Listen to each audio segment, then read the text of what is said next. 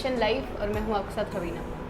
चूँकि nation live एक drive चला रहा है जिसका नाम है नो योर स्कूल। उसमें हम आपको दिल्ली के जो अच्छे स्कूल्स हैं, जो शिक्षा के मामले में आगे बढ़ना चाहते हैं, उनसे आपको रूबरू करवा रहे हैं। उसी कड़ी को आगे बढ़ाते हुए अभी हम आइडियल रेडियन पब्लिक स्कूल में बैठे हैं। आइडियल रेडियन पब्लिक स्कूल के चेयरमैन मिस्टर चंद्रकांत सिंह जी के साथ बैठे हैं।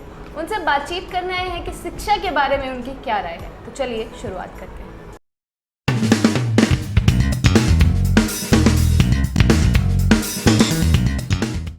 नमस्कार सर। बहुत बहुत धन्यवाद। नमस्कार। तो सर, शुरुआत करना चाहेंगे इस प्रश्न से कि जब आपने ये स्कूल शुरू किया था, जब शुरुआत हुई थी स्कूल की, तो क्या उद्देश्य आपके मन में था, क्या ऑब्जेक्टिव आप लेकर चले थे? जी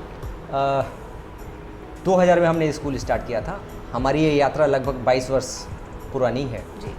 और हमने अपनी मैनेजमेंट की पढ़ाई समाप्त की और मैनेजमेंट करते वक्त ही हम मित्रों के ध्यान में आया कि भाई हम लोग बड़े होकर आगे चलकर क्या करें।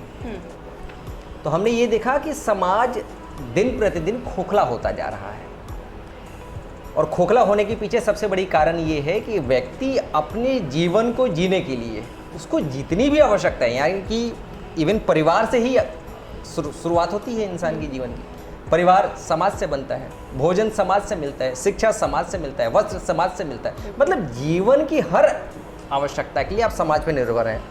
समाज से तो आप सब कुछ ले रहे हैं लेकिन समाज को आप कंट्रीब्यूट कुछ नहीं कर रहे हैं जी। तो ऐसी स्थिति में हो क्या रहा है कि हमारा देश धीरे धीरे खोखला हो गया। तो मुझे लगा इसमें परिवर्तन की आवश्यकता है, समाज को फिर से जागृत करने की आवश्यकता है। तो वो कौन सा माध्यम हो सकता है? तो हमको लगा शिक्षा से बढ़िया माध्यम हो नहीं सकता और इस शिक्षा का ही ये पावन व्यवसाय है जिसके माध्यम से इंसान को रिद्धि सिद्धि दोनों मिल सकती है और समाज के बोझ को तो कोई नहीं उतार सकता, लेकिन उसमें हम अपना कंट्रीब्यूशन, योगदान देकर समाज को हम सशक्त जरूर बना सकते हैं। तो इसी भाव से हमने लगभग 22 वर्ष पहले अपने विद्यालय की नींव रखी और हमारे विद्यालय का विजन ये था कि हम अपने इस विद्यालय रूपी मंदिर से ऐसे बच्चों का निर्माण करेंगे जो सेंसिबल भी हो और रिस्पॉन्सिबल भी हो, जो समझदार भी हो और जिम्मेवार भी हो। वह ऐसा कोई कर्म ना करे जिस कर्म के होने से या करने से उसके शरीर को कष्ट पहुँचे या उसके शरीर को जन्म देने वाले माँ बाप को कष्ट पहुँचे या उसके माँ बाप को जन्म देने वाले प्रकृति को कष्ट पहुँचे। तो इस प्रकार के ध्येय से ही हमने इस विद्यालय की नींव रखी थी। जी। तो आपने एक शब्द यूज़ किया है व्यवसाय। इससे सर एक सवाल आता है कि जो आज की दुनिया है, एजुकेशन की जो दुनिया है, कहीं ना कहीं लोग उसका बिजनेस करने लगे हैं। मतलब लोगों के दिमाग में एजुकेशन के नाम से सिर्फ पैसा ध्यान आ रहा है कि अगर आप इस सेक्टर में जाते हो तो शायद आपको ज़्यादा पैसा मिल सकता है। तो आपको क्या लगता है ये कितने हद तक सही है? देखिए, दो बातें हैं। व्यवसाय एक होता है पवित्र व्यवसाय, है ना। व्यवसाय जैसे ही किसी काम के माध्यम से हम अपनी आजीविका चलाने लगते हैं तो उसमें व्यवसाय जुड़ जाता है। अब किस पावन उद्देश्य और भाव के साथ आप उस काम को कर रही हैं, इस पे बहुत बड़ा निर्भर करता है। तो हमारी भी आजीविका का साधन यही है, लेकिन हमारी जो नीयत थी वो समाज को एक सही दिशा देने की थी। इसके माध्यम से समाज का शोषण करने की हमारी नीयत नहीं थी।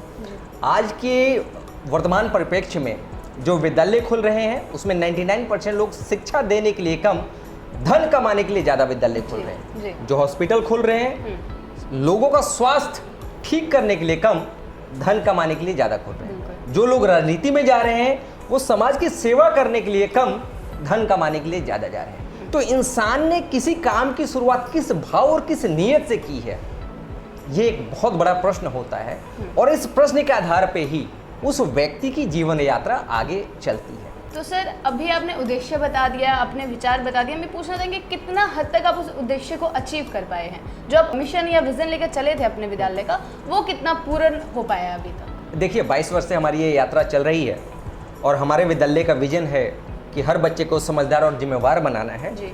तो हम अपने विद्यालय में जो सबसे महत्वपूर्ण, जो हमारे विद्यालय की कुछ खूबियां हैं, उसमें से सबसे महत्वपूर्ण खूबी है कि हम बच्चों को मैकाले की शिक्षा के साथ साथ जीवन की वास्तविकताओं से भी परिचय करवाते हैं। जैसे हर व्यक्ति को इन 3 प्रश्नों का उत्तर होना बहुत जरूरी है कि मैं कौन हूँ, इस धरती पर मैं किस लिए आया हूँ और उस उद्देश्य की प्राप्ति कैसे कर सकता हूँ। तो ये जो 3 मूलभूत प्रश्न है, जब इन 3 मूलभूत प्रश्नों का संसार के प्रत्येक व्यक्ति को सही समझ आ जाएगा और उस समझ के आधार पर वो जीवन जीना शुरू कर देगा, तो इस संसार का प्रत्येक व्यक्ति देवता हो जाएगा, और ये धरती स्वर्ग बन जाएगी और संसार का प्रत्येक धर्म और संप्रदाय वो सफल हो जाएगा।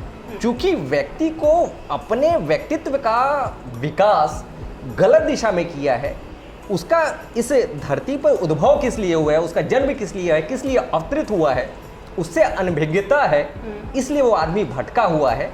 और उसको भटकाने में मैकाले की जो शिक्षा पद्धति है, इसने दिया क्या है, मैं वो भी आपको संक्षेप में बताने की कोशिश करता हूँ। जी जी। अभी मैकाले की जो शिक्षा पद्धति है, इसने इंसान में 3 प्रकार के भूत सवार किए हैं। पहला, पैसा सब कुछ है, दूसरी हमारे ज्ञानेंद्रियों में सुख है, और तीसरा सुविधा ही जीवन शैली है। इस तीनों भूत ने इंसान को कहाँ ला के खड़ा कर दिया है? व्यक्ति के व्यक्तिगत जीवन में द्वंद्व चल रहा है, परिवार में कलेश है, और प्रकृति में असंतुलन है ना। व्यक्ति का केवल व्यक्ति के रूप में जन्म लेने से वो मानव तो कहलाएगा नहीं, उसके अंदर मानवीय गुणों का संचार हो, उस ध्येय को हम बच्चों के माध्यम से उतारने का प्रयास कर रहे हैं। लेकिन मेरा एक बहुत ही मन में पीड़ा रहती है कि जो दिल्ली सरकार है, उसने स्कूलों की मान्यता लैंड नॉर्म्स के आधार पर देते हैं। तो हमारा स्कूल 8वीं तक है, तो हमारे स्कूल में पढ़ने वाले जो बच्चे हैं वो जीवन के बड़े ही क्रिटिकल मोड पे हमें छोड़ के चले जाते हैं। तो उसके बाद वो गवर्नमेंट स्कूल में या पब्लिक स्कूल में जाते हैं, तो वहाँ पर वो चीज़ें हमारे कंट्रोल से बाहर हो जाती हैं।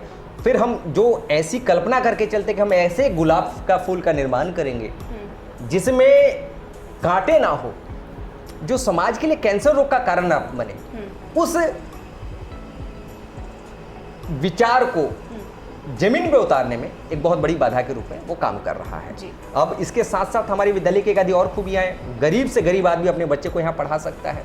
विद्यालय में बहुत सारी हम लोग फैसिलिटीज देते हैं। सबसे पहले तो हम जीवन विद्या के बारे में, लाइफ स्किल्स की जीवन है क्या, वो क्यों धरती पर अवतरित हुआ है, बच्चों को कराटे सिखाते हैं, योगा सिखाते हैं, कोडिंग सिखाते हैं, थिएटर स्किल्स देते हैं, पोइट्री स्किल्स उसके अंदर डेवलप करते हैं, ड्राइंग स्किल्स डेवलप करते हैं। और सबसे बड़ी बात है, ये सारी चीज़ें जो होती हैं, हम समझते हैं कि हम समाज के सबसे अंतिम पंक्ति में खड़े हुए बच्चों को शिक्षा दे रहे हैं कि ये सारी चीज़ें फ्री ऑफ कॉस्ट है।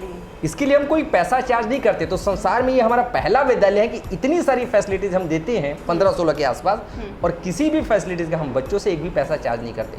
छोटा सा ट्यूशन फीस के रूप में एक छोटा सा अंशदान लेते हैं, क्योंकि हमारे लिए व्यवसाय भी है, लेकिन ये पावन व्यवसाय है। तो इस प्रकार से हमने इस विद्यालय को धीरे धीरे संचालित कर रहे हैं। जी सर, बढ़िया। तो सर, अभी हमने चैलेंजेस की तो बात कर ली है कि क्या क्या हमें चैलेंजेस फेस करने को मिल रहे हैं एजुकेशन में, क्या क्या कमियां निकल कर आ रही हैं जी। तो इनके सॉल्यूशंस क्या हो सकते हैं सर? क्या हम ऐसी चीज़ें कर सकते हैं कि जो हमारे एजुकेशन सिस्टम है उसका लेवल हम ऊपर बढ़ा सकें? हाँ, देखिए ऐसा है, पहले तो ये मैकाले की शिक्षा पद्धति को ही बदलना पड़ेगा। इंसान को उसके जीवन के उद्देश्य से परिचित कराना पड़ेगा। तीसरा, जो 3 भूत हमने बताए, तो उन भूतों से इंसान का पीछा छुड़ाना पड़ेगा। अब जैसे सबसे पहला भूत हर इंसान पे लगा हुआ है कि पैसा ही सब कुछ है, और बाय हुक एंड क्रुक पैसा कमाना है। तो हमें इंसान में ये समझ पैदा करनी है, पैसा बहुत जरूरी काम है, बहुत जरूरी हिस्सा हमारे जीवन का, लेकिन कितना कमाना है, कैसे कमाना है, इसकी समझ पैदा करनी है। तो जिस दिन संसार का प्रत्येक व्यक्ति समझदार हो जाएगा, और समझदार के बाद वो जिम्मेवारी से व्यवहार करेगा, तो ये समस्याएं ऑटोमेटिक खत्म। तो सर, आपने बोला कि मैकाले की पद्धति को एकदम हटाया जाए, तो क्या आपको लगता है ये संभव है कि इतने सालों से जब हम इस चीज़ को फॉलो करते आ रहे हैं, क्या एकदम हम उसको बदल सकते हैं, क्या एकदम हम उसको हटा सकते हैं? देखिए, आप तो बहुत समझदार और जिम्मेवार पत्रकार हैं। आपके शरीर में कोई कैंसर सेल हो गया और दवाई से वो कंट्रोल नहीं हो रहा है, तो वैद्य या डॉक्टर क्या करेगा? उस हिस्से को काट कर अलग कर देगा। अब काफ़ी लंबे समय से चल रहा है मैकाले की शिक्षा पद्धति, लेकिन इसने हमको दिया क्या? जीवन के किस दोराहे पे आकर उसने खड़ा कर दिया। उससे संतुष्ट है तो इसको कंटिन्यू करें, संतुष्ट नहीं है तो उसको श्रद्धांजलि दे दी जाए, या तो जमीन में गाड़ दिया जाए ताकि सड़ जाए, और नहीं तो हिंदू प्रथा के अनुसार उसको जला दिया जाए जी, ताकि वो पंच तत्व में विलीन हो जाए। जी। तो लेकिन सर, कई सारे लोग ऐसे भी होंगे जिनको शायद ये जो पद्धति है जब से चलती आ रही है, शायद ये अच्छी भी लग रही होगी। हाँ। शायद उनके हिसाब से अगर ये नहीं होता तो हमारा जो एजुकेशन सिस्टम का एक रेवोल्यूशन है, शायद वो नहीं हो पाता। तो आपको क्या लगता है कि उन इंसानों या उन जो लोग हैं, अगर वो चाह रहे होंगे कि ये कंटिन्यू हो, तो उसके लिए हम क्या कर सकते हैं? देखिए, 2-3 बातें हैं इसमें बहुत महत्वपूर्ण। सबसे पहले, वो लोग जो कह रहे हैं कि शिक्षा ने बहुत कुछ दिया, उनको ईमानदारी से इसका विश्लेषण करने की आवश्यकता है कि वास्तव में उनको मिला क्या क्या है। क्या उनके व्यक्तिगत जीवन में स्पष्टता है क्या करना है क्या नहीं करना है? क्या उनके परिवार में वो प्रेम है जिस प्रेम के लिए परिवार में व्यक्ति रहता है? क्या समाज में चारों तरफ अभय की स्थिति है? और क्या प्रकृति में संतुलन है? मानव प्रकृति के साथ खिलवाड़ कर रहा है। तो जब मानव प्रकृति के साथ खिलवाड़ करेगा अपनी नामसंजी में, तो प्रकृति जब तक झेलती है, उसके बाद कभी भूकंप ले आएगी, कभी बाढ़ ले आएगी, और कभी बहा ले जाती है, कभी तोड़ फोड़ दे। जी, तो सर आपके स्कूल के बारे में हम दोबारा वापस आएंगे कि अब आपका फ्यूचर का विजन क्या है? जो आपने ऑब्जेक्टिव लेके चले थे वो आपने पूरा कर लिया है, वो आपने पा लिया है, तो अब आगे के लिए क्या? कैसे जो हमारी शिक्षा चेंज हो रही है, शिक्षा पद्धति जो चेंज हो रही है, उसके साथ कैसे आपका विद्यालय कोप अप करेगा? देखिए, बच्चों में हम फाउंडेशन तो निश्चित रूप से बड़ी ईमानदारी और जिम्मेवारी के साथ हम डालने का प्रयास कर रहे हैं, लेकिन उसकी जो वास्तविक रूप से उसको सही शेप देना है, वो शेप के समय हमसे बिगड़ जाता है, क्योंकि 8वीं तक ही स्कूल है, 9, 10, 11, 12 बड़ी क्रिटिकल समय होता है, बच्चों का उम्र होता है, वहाँ वो बच्चे निकल जाते हैं।